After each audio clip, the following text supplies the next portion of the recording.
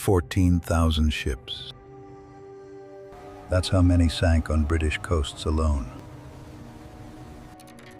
Before anyone put a fire on the tower, every coastline was a graveyard. And then someone decided to fix it. The seabed remembers.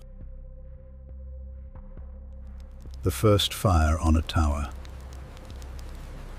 283 BC. Ptolemy II builds the impossible, the Pharos of Alexandria. A tower so tall, so bright. Sailors reported seeing it from 50 kilometers. The first thing taller than a cathedral. And that was just the beginning. No one alive has seen it. The Pharos collapsed in 1303.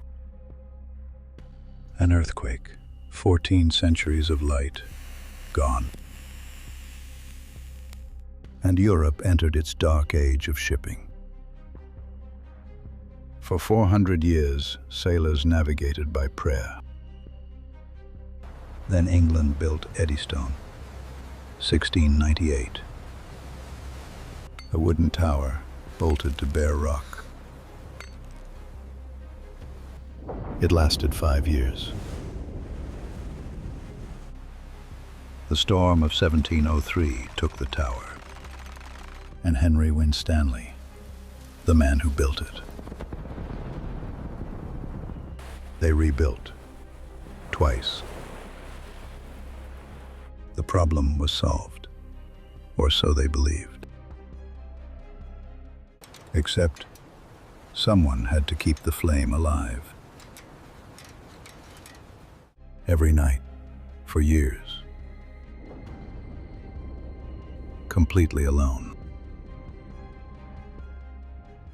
But not every light was a promise of safety. The wreckers, pirates of the land. For a single bucket of coal, they'd trade 100 lives. Before the oil, the tower was a furnace. A machine made of stone, fed by muscle. They called them keepers.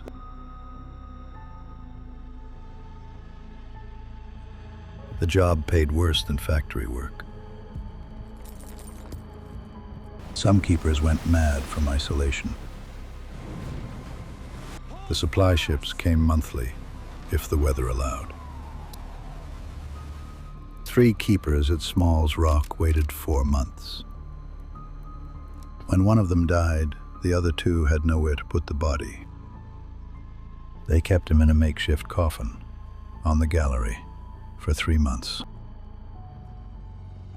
Both survivors went permanently mad. The records are incomplete. Some stations stopped filing reports entirely.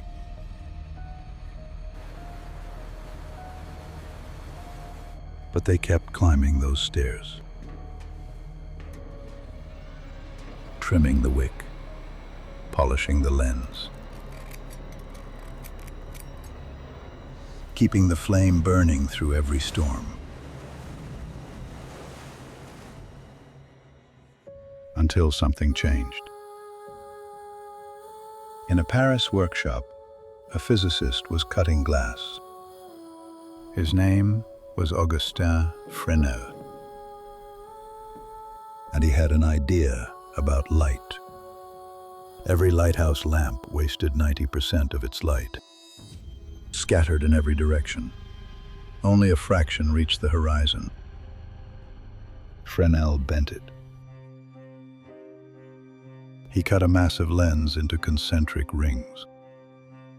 Each prism angled to grab escaping light and aim it forward.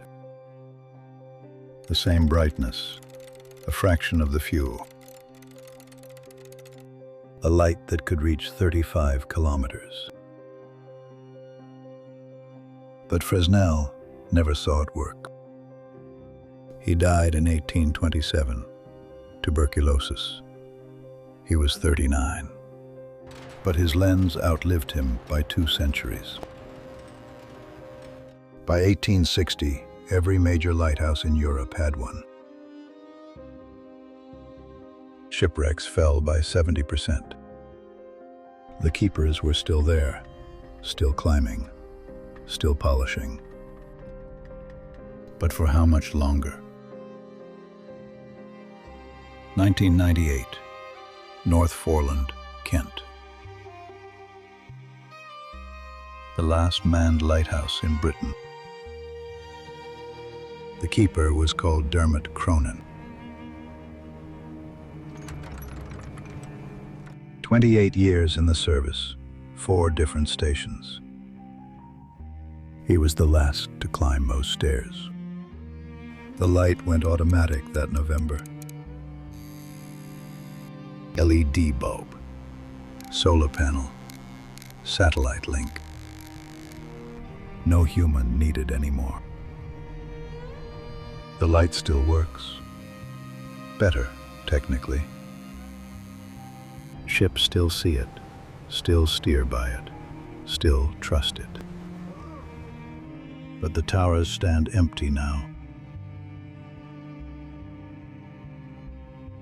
3,000 lighthouses, 3,000 empty rooms. The keepers are all gone, but the lights are still on. 3,000 years. That's how long we've been trying to hold back the dark. First fire, then oil, then Fresnel, then LED. Different light, same purpose. Keeps the ships off the rocks. Brings the sailors home. 14,000 ships went down before the lights. Millions more made it home because of them. The light still goes out, every sunrise. And the glass that bent it first is still intact, sitting in a museum. The Podcat. Now you know the truth. Don't wander off. There's more to uncover.